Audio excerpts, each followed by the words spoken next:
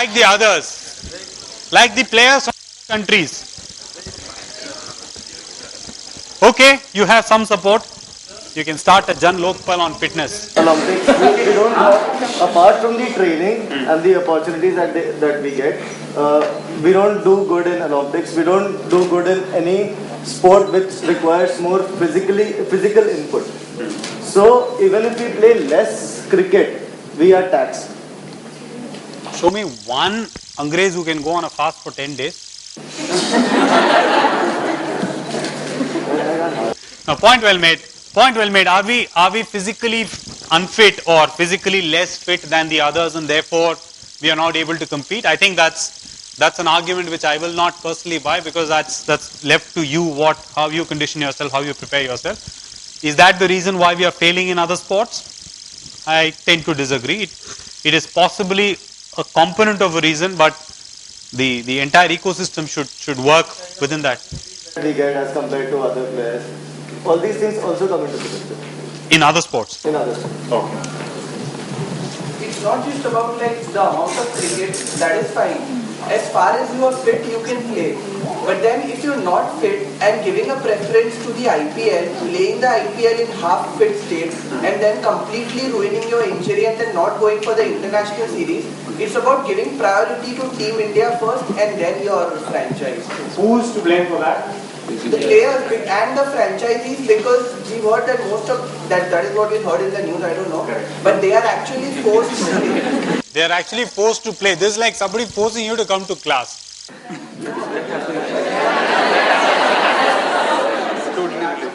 Nobody can force me, that's what he said. No, they can. They actually do that. I will tell her not to. I will tell her not to force you to come to class, Baba. Not about her. Okay. Amount of money it's offered. So your point is the franchisees and the players are to blame for bad injury management. Yeah, I mean, it happens that you play half, you are already injured, then you aggravate your injury in the IPL. When it comes to playing for your country, then you are injured, like then you can't go. But you can play in the IPL. Okay. Interesting views on that note. Let me start off with the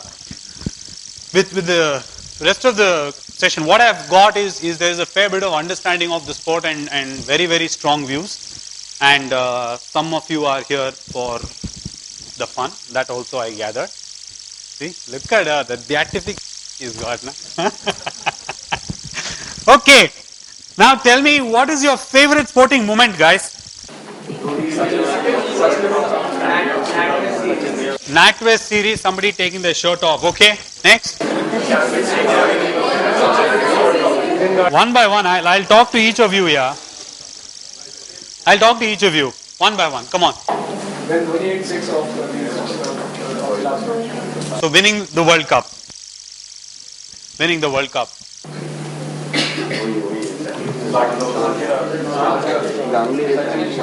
Sachin at Sharjah is your favorite sporting moment.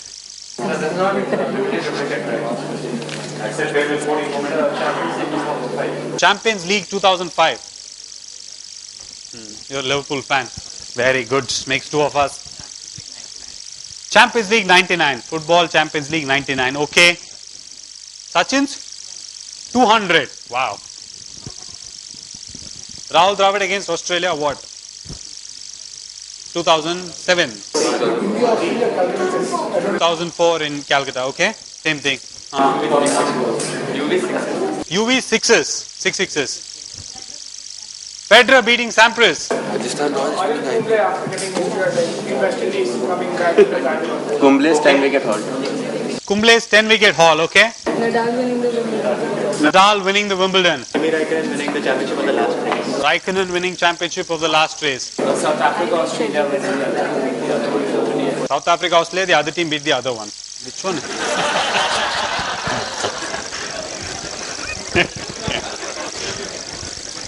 I like the vagueness about in your answer. 434.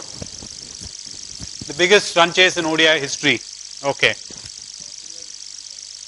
Australia losing 2005 Ashes is your favorite sporting moment.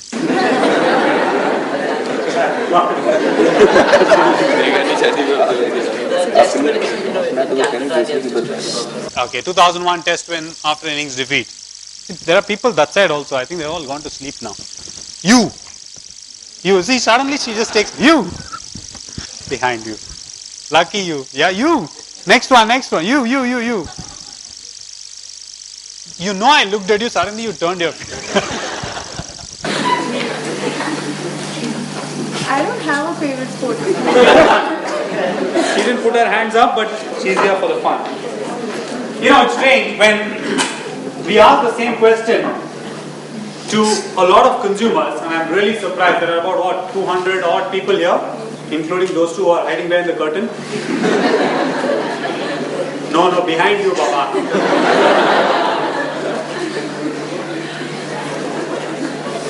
None of you said this.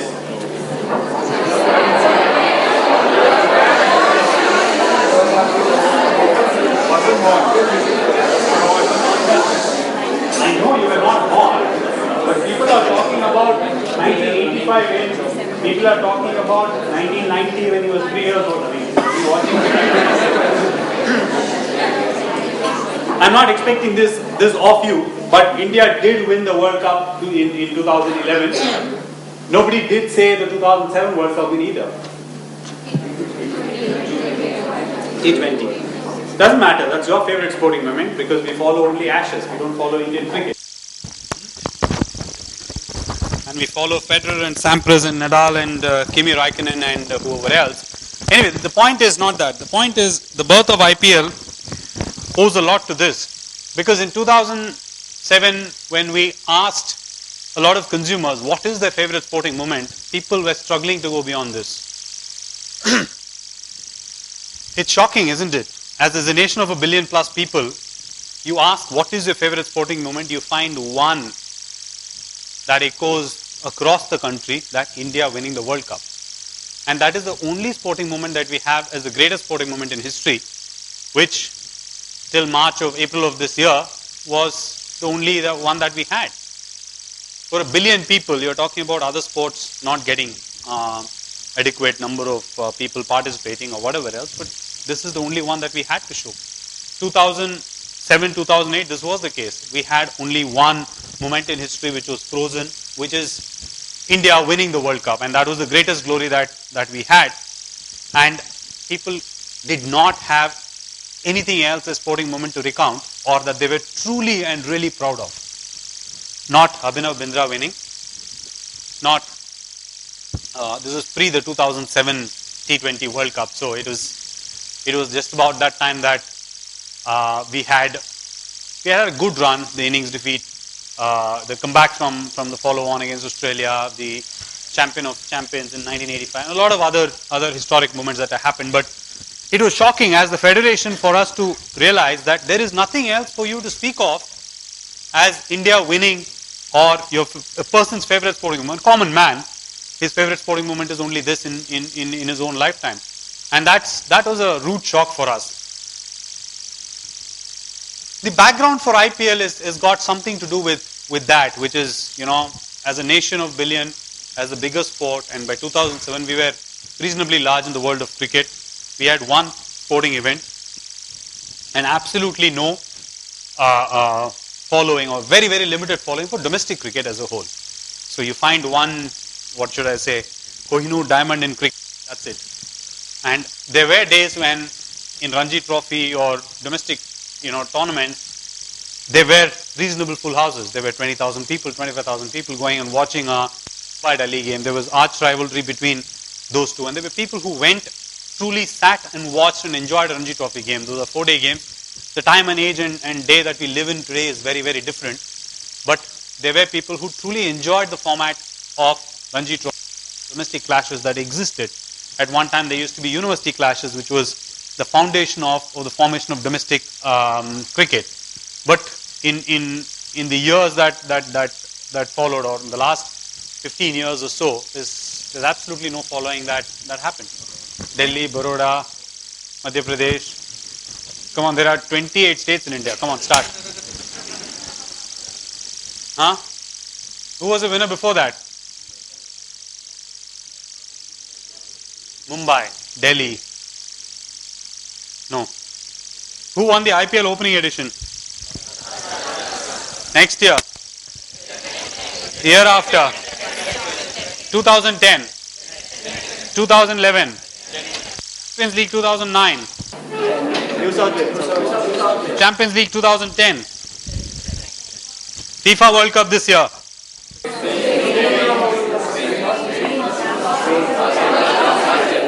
Last edition.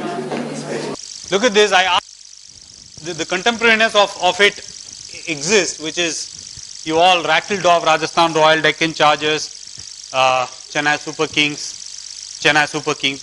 You did rattle off. The same answers didn't come for Ranji Trophy. It just proves that the format has changed. You started to like it. Something is better marketed, but the lifeline of any world cricket is the domestic structures. And the Ranji Trophy was difficult answers to come by. There were a few shouts from corners of this room that who won Ranji Trophy last year before last, but that was not the case with IPL. And that's the background. That's what has changed in the last few years. What was the reality is these Ranji Trophy was played by the same people who are playing the IPL. Right? National, once they donned the Team India wear, they suddenly became superstars. Sachin Tendulkar played the Ranji Trophy. Rahul Dravid played the Ranji Trophy.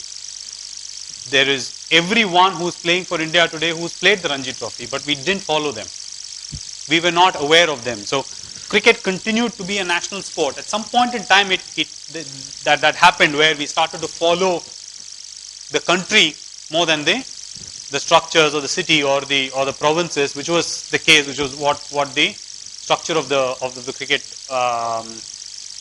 format across the world was. So suddenly you realize that it is a very, very different feeling when the same players go out and play for the country as against playing for the state. So you could look at it two ways. Fantastic, we are all country proud. But the other side of the coin is, it's the same bloody blokes. How come we are not following them when they play for your own state or any of their states that they play for? So we saw an opportunity in that. We'll come to you. We saw an opportunity in that, saying if something can build up to be a crescendo of what the country following is or the heartbeat of the nation is, there is something which is on the other side of the coin which could well work. There is an opportunity for us to make that work at the other side of the spectrum, other end of the spectrum. Those are the lines of thinking that we approached before IPL was born. The kind of point I'm making here and try to make in here is it could be a function of environment. For example, the kind of environment IPL provided from season 1 to till season 4, and the kind of Ranji Trophy, the kind of environment they got in terms of exposure, in terms of who is, for example, Shah Rukh Khan buying the Kolkata team. So there was celebrity involved, media exposure was high. So, there were a lot of Priti Zinta in Punjab. So there was a lot of, and Dalit Modi was there, and which was good enough to create excitement around. So it's the environment predominantly.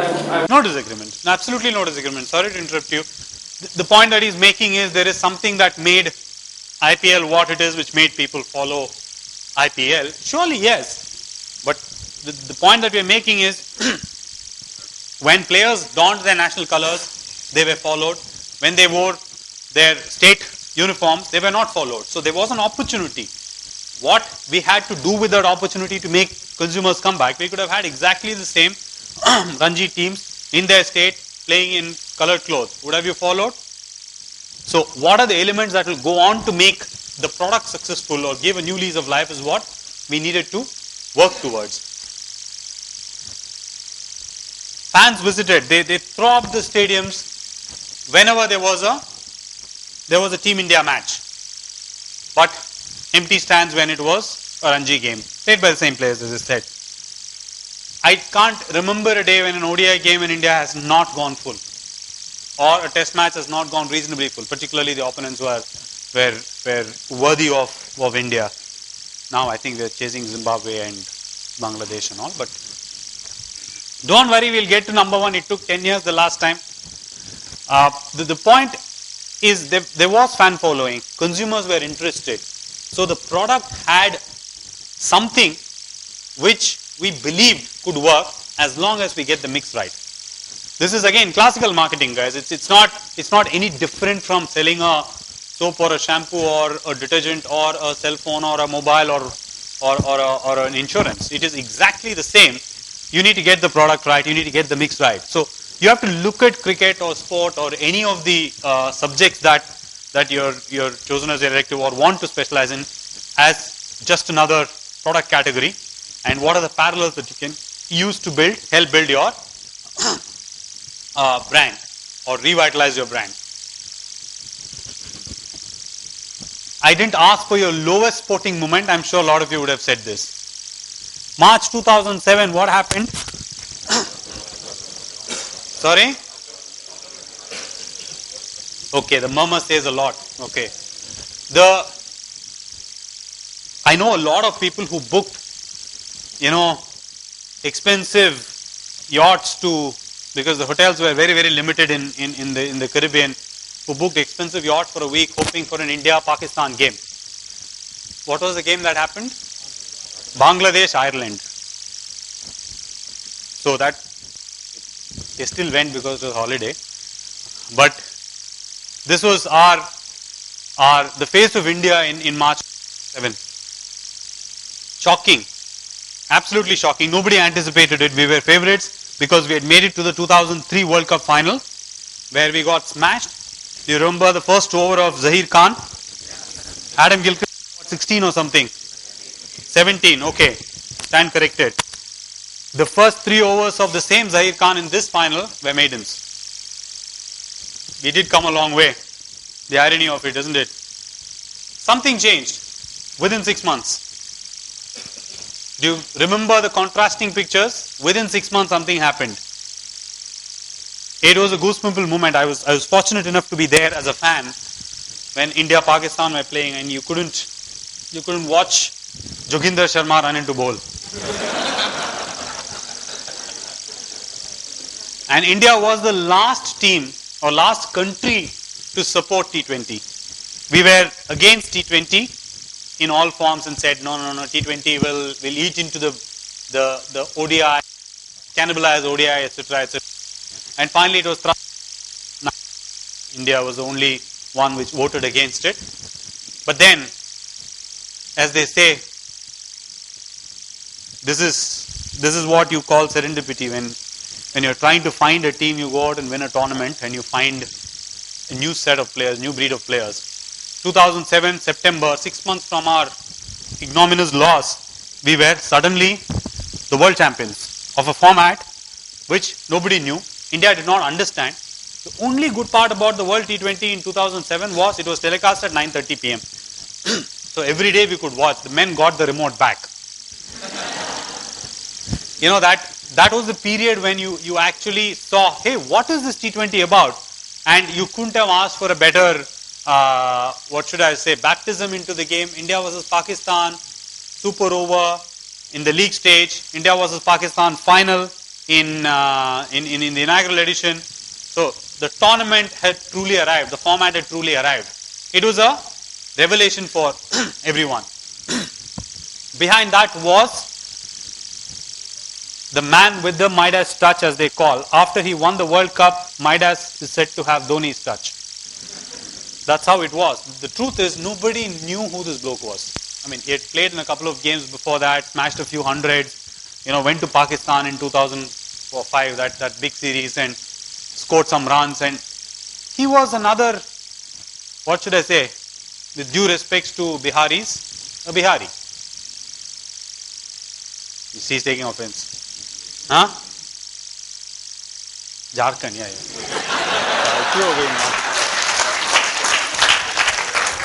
गलती हो गई माफ कर दो बस. So nobody knew about MS, and suddenly here was the free who's won a World Cup, and the level of astuteness that he exhibited, or the risks that he took, or the calmness with which he went about his business, particularly if you have ever a chance to watch that last over, it's worth living that historic moment again. And how he went about going with his business, giving it to Joginder Sharma, who again was an unknown person, nobody knew. You know, in all honesty, we were very happy we had reached the finals. Okay, after that we couldn't care, but we wanted to win because it was Pakistan. That was the only emotional ride. It could have been a first round game, it could have been a final, we wanted to win it. So suddenly here was a man who had brought in a collective set of young Indians. Remember that tour? There was no Sachin, there was no Saurav, there was no Rahul Dravid. All the three big guns of Indian cricket had decided not to play the format because they believed it's a younger man's format. That theory has been disproven many a times over after this win. Suddenly it looked like a batsman's game, and here were a young bunch of people, unknown faces, Rohit Sharma, Yusuf Pathan, whoever, there was Yuvraj Singh of course, Joginder Sharma, Srishant, unknown guys who went on to win this tournament for us. There's truly a sign of young India that had erupted then. I'm setting you the context for IPL so that you get a perspective why was this moment in history very, very important and relevant for IPL, because it helped accelerate what IPL